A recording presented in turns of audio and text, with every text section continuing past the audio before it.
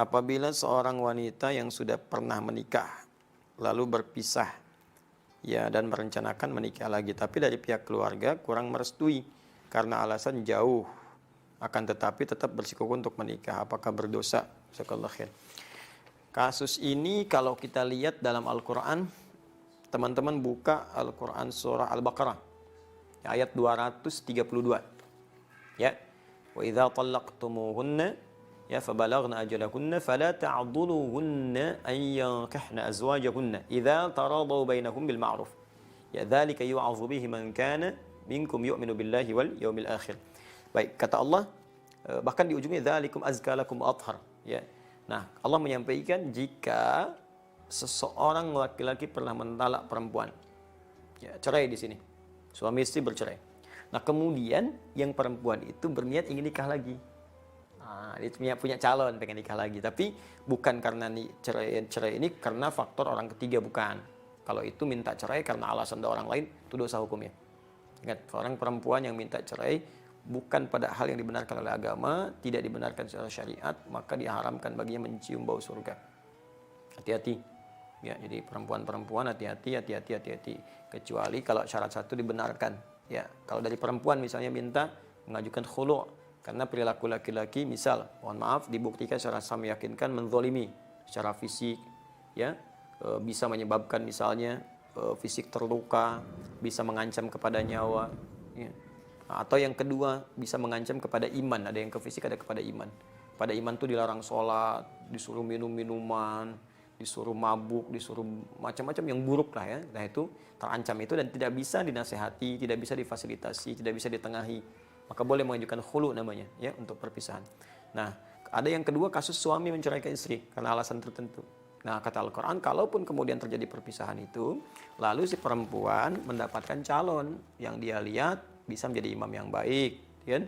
Persyaratan kebaikan terpenuhi secara syar'i, maka nasihat Al-Quran fala ta'dhuluhunna, kata Allah, hei para wali, jangan persulit mereka untuk menikah. Ya, beri jalan. Nah, Al-Quran itu sangat indah, sangat sayang karena tidak mudah status perempuan yang baru berpisah, apalagi di masyarakat disebut dengan nama tertentu, mendapatkan pasangan-pasangan yang bisa membimbing kembali, itu tidak mudah. Ya, tidak mudah. Karena itu Al-Quran begitu melihat peluang seperti itu, dicek dulu. Kalau memang orangnya baik, tidak menyulitkan, dan komitmen menjadi imam yang baik di keluarga, maka permudah, jangan persulit.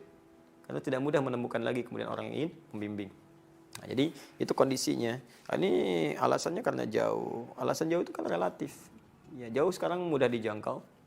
Ya, ada dengan jauh itu termasuk bukan termasuk syarat syariat. Ya, bukan termasuk syarat syariat.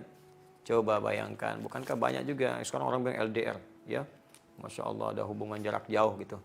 Nah, tapi mohon maaf, kalau kita lihat zaman-zaman dulu juga betapa banyak orang-orang menikah dan LDR itu sering terjadi. Bahkan dulu nggak ada gadget, ya, nggak ada media sosial, nggak ada telepon sama sekali. Kontaknya paling-paling kontak batin, terus datang kemudian hari. Ya, bukankah Nabi Ibrahim pernah terpisah jauh, ya? Tapi bukan alasan kalau ada komitmen untuk datang. Beliau di Palestina, Sayyidah Hajar dengan Ismail kemudian di Mekah, bisa ditengok, datang, ditengok, dilihat kan perkembangan dan sebagainya. Ini komunikasi sekarang banyak. Jadi pastikan bahwa suami itu amanah, ya. Kemudian juga bisa memberikan nafkah yang cukup, sifatnya terpercaya, ya. Kemudian juga bisa melindungi, memberikan kasih sayang. Kalau itu terpenuhi, maka keluarga memudahkan. Saya kira begini, ini yang bertanya, kalau ini akhwatnya, jelaskan ke keluarga dengan baik. Jangan berkonflik, jelaskan dan berikan keyakinan. Karena boleh jadi keluarga itu menolak bukan karena tidak menginginkan, boleh jadi dalam konteks ini ingin melindungi. Kadang-kadang kasih sayang itu kalau tidak dikomunikasikan dengan baik, ya jadi salah paham pada ujungnya dan salah penilaian. Ya, sama hal-hal yang kadang-kadang kita menulis di WA karena nggak ada ekspresi, ya keterimanya bisa lain. Maka jelaskan sepenuhnya, sampaikan bahwa alhamdulillah boleh jadi ini hikmahnya Allah kirimkan seorang pasangannya lebih baik. Dia perhatian, dia jujur, dan ini bukti-buktinya, keluarganya begini, kenali keluarga dulu, tanyakan. Nah, kalau memang baik, mohon ridhonya. Ya, kalau ada yang kurang, mohon tunjukkan supaya kami perbaiki sebelum menuju ke pernikahan. Itu lebih bagus. Ya, jadi daripada merajut konflik gitu yang tidak dibenarkan. Lagi sekarang bulan Ramadan ya, kalau ini kemudian kita ingin sampaikan. Saya kira itu, teman-teman, cukup dulu ya.